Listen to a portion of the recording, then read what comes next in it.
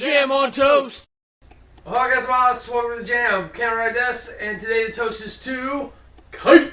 This is a response to SourcefedNerd Anime Club. Go ahead and click here to see the latest thing where they picked this. So the short sell on this one is that a girl raised as an assassin ends up meeting another boy who has the same life as her, and after their lives kind of go over the top, they decide that they want out of their lives and they want to make a new life together. My love it is the bathroom scene.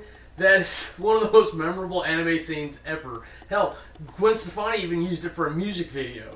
My only real hate is that instead of just killing Akai, she went through this whole elaborate setup to draw him in to make it feel like she has agency over her life instead of just having it done. Character-wise, I guess that's good for her, but story-wise, it's kind of annoying. Just do the job, get done with it, and move on with your life. In fact, if she had done that, then the ending might have been different. MVP for this is definitely Sawa. Her character goes through so much trauma, and while everyone else is an asshole and Akai definitely moves certain parts of the story along, she's the one with agency over her life, and I think that's kind of an underlying point that even though Akai steals her parents' lives and her life, she finds a way to take it back, and part of it is honestly to steal his life. So the category thing go.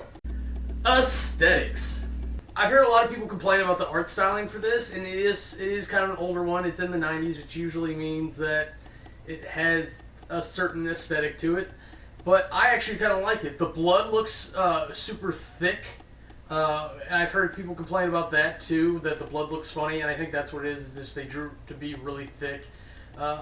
The way that bullets run through these people and explode and everything happens, there's a lot of crazy detail going into this, and I'm surprised that people don't note what detail they put into it instead of just complaining that, like, oh, it looks funny or whatever, or why'd they do that?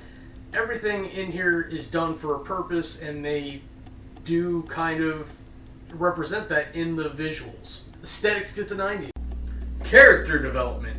The character development's okay, it's not exceptional. We don't learn enough about Oberi. I don't really want to know anything else about Akai and Kani. There really aren't that many other characters. We don't need to know anything more about the street urchins or the cats. We don't need to know anything about the targets, really. And other than the one jazz music scene, what are we doing, guys? The story between Sawa and Akai is definitely told, and it's told pretty well, and we get to know things we need to know them, and she shares with Oberi when she needs to, and even after all the crap goes down, we are still maintaining, we're consistent, and I like it. It's just not exceptional. Character development gets an 85.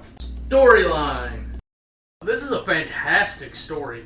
I think the delivery was a little bit rough for a lot of people, but I think that if you repurposed it and redid it, I think this is in my top 5 animes to redo, along with Bubblegum Crisis. I think you can repurpose the story to make it. And I found that there is an anime called Kite Liberator, so I'm going to go check it out and see if they did just that. Particularly the kind of rape stuff that goes on in the movie is a little rough, and there's nothing really to contextualize it or anything. It's just, let me show you this so that you hate this guy.